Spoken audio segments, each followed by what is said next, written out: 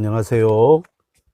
2021년 2월 22일 월요일입니다. 오늘 새벽 기도회를 했는데 방송이 되지 않아서 늦은 시간에 다시 녹화를 하려고 합니다. 새벽 말씀을 기다리신 분들 혹시 있을 것 같아서 오늘 말씀을 잠깐 전하겠습니다. 누가복음 17장 11절에서 19절 말씀인데요. 제가 봉독해 드리겠습니다. 예수께서 예루살렘으로 가실 때에 사마리아와 갈릴리 사이로 지나가시다가 한 마을에 들어가시니 나병 환자 10명이 예수를 만나 멀리 서서 소리를 높여 이르되 예수 선생님이여 우리를 불쌍히 여기소서 하거늘 보시고 이르시되 가서 제사장들에게 너희 몸을 보이라 하셨더니 그들이 가다가 깨끗함을 받은지라. 그 중에 한 사람이 자기가 나은 것을 보고 큰 소리로 하나님께 영광을 돌리며 돌아와 예수의 발 아래에 엎드려 감사하니 그는 사마리아 사람이라. 예수께서 대답하여 이르시되 10사람이 다 깨끗함을 받지 아니하였느냐? 그 9은 어디 있느냐? 이 이방인 외에는 하나님께 영광을 돌리러 돌아온 자가 없느냐 하시고 그에게 이르시되 일어나 가라. 내 믿음이 너를 구원하였느니라 하시더라.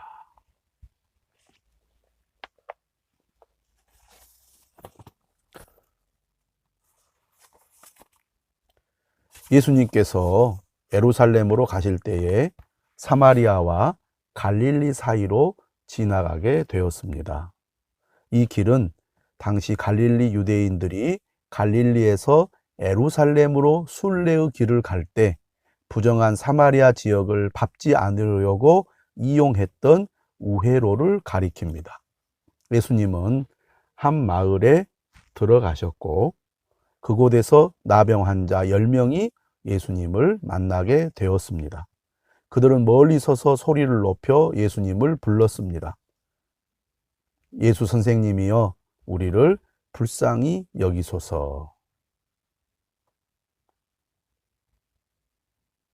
구약에서 나병은 하나님만 고칠 수 있는 불치병인데 이들은 예수님께 나병을 고쳐달라고 간청을 합니다. 이들은 예수님께서 하나님의 능력을 행할 수 있다고 믿고 있었습니다. 누가복음에서 이런 믿음은 뜻밖의 사람들에게서 나타나죠. 예수님은 10명의 나병 환자들을 보시고 말씀하셨습니다. 가서 제사장들에게 너희 몸을 보이라. 대부분의 제사장들은 이스라엘의 여러 마을에 거주했고 매년 2차례 예루살렘에서 한 주 동안 직무를 수행했습니다.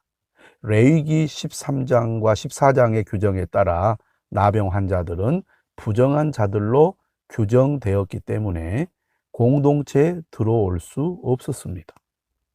나병 환자들은 제사장이 있는 마을에 가서 완쾌 여부를 확인받은 다음에 치유받은 자들은 공동체에 들어가는 것이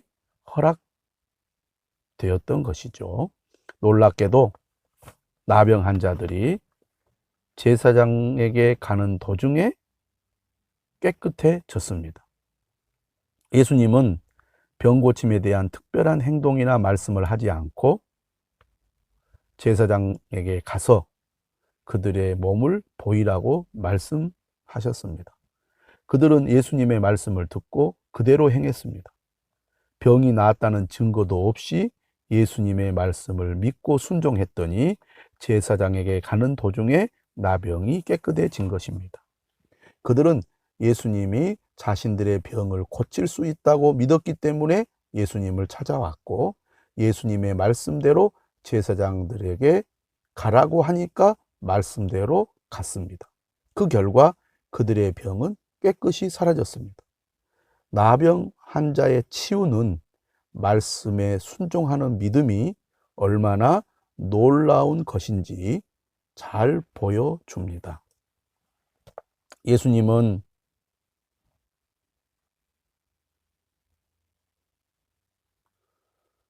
나병 환자들의 질병을 치유하실 때 어떤 증거를 보이기보다는 제사장에게 가서 내 몸을 보이라고 말씀을 하시면서 그들이 치유받은 이후에 사회에 복귀하는 것에 더 주안점을 두셨습니다.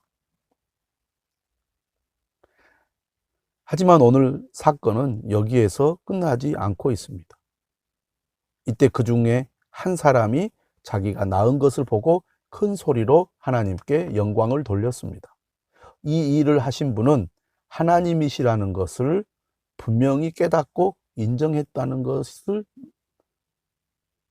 말하는 것이죠. 그런 예수님을 통해 긍휼과 능력의 기적을 선물로 주신 하나님을 찬양합니다. 그는 제사장에게 가던 발걸음을 돌려 예수님께로 향했습니다. 그리고 예수님께 돌아와 그의 발 아래 엎드려 감사했습니다. 놀랍게도 이 일을 행한 사람은 다름 아닌 사마리아인이었습니다. 하나님을 잘 안다는 유대인들은 하나님이 하신 일이라고 믿고 찬양하지 않는데, 유대인이 생각하기에 하나님을 잘 모르고 믿지 않는 사마리아인이 오히려 하나님을 찬양하고 감사하고 있다는 것이죠. 예수님은 10명이 깨끗해졌는데 나머지 9명은 어디 있는지 물으셨습니다. 이방인 외에는 하나님께 영광을 돌리러 온 사람이 없느냐고 한탄하셨죠. 9명은 몸이 나은 것을 보고 제사장을 찾아갔을 것입니다. 그래야만 정상적인 사회생활을 할 수 있고 가족과 친척을 만날 수 있기 때문입니다. 그들은 문제를 해결받는 것으로 만족했고, 그리고 빨리 그들은 새로운 삶을 시작하는 일에 집중했습니다. 하지만 그들은 인생에서 가장 중요한 분 예수님을 놓치고 말았습니다.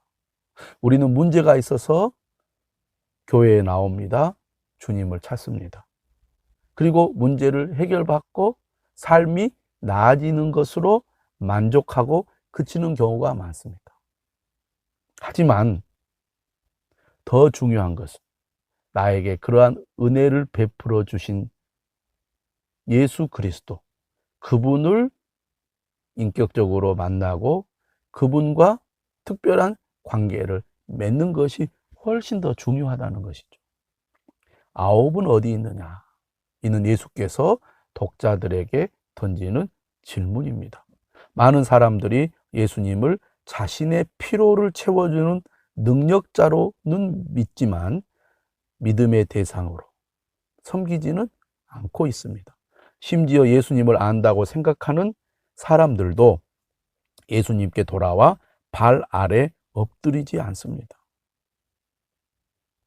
우리는 병 고침이 아니라 병 고치시는 예수님께 관심을 두어야겠습니다. 문제를 해결하기에 주님을 찾고 구하는 믿음도 가치가 있지만 그러한 능력과 은혜를 베푸시는 주님을 믿고 따르는 것이 훨씬 중요합니다.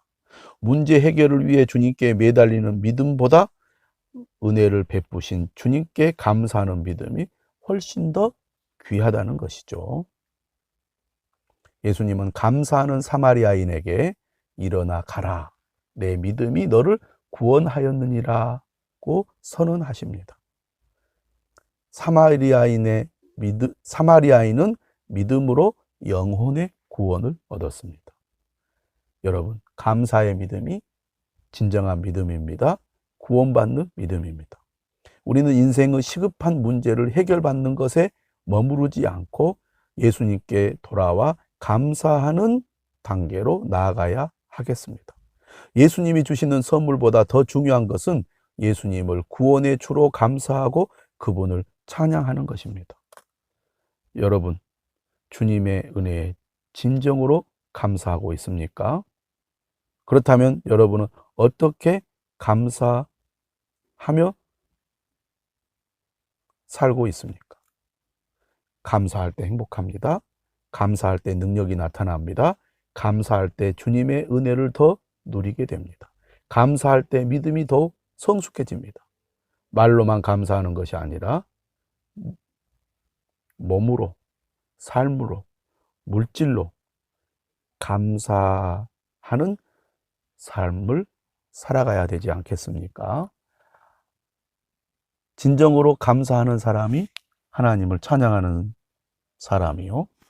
진정으로 감사하는 사람이 하나님을 믿고 섬기는 사람이라는 것을 우리는 오늘 병고침을 받은 사마리아인을 통해서 깨닫게 됩니다. 우리 모두 감사의 믿음이 회복되시기를 바랍니다. 늘 하나님께 감사하는 삶을 살아가시기를 주님의 이름으로 축원합니다.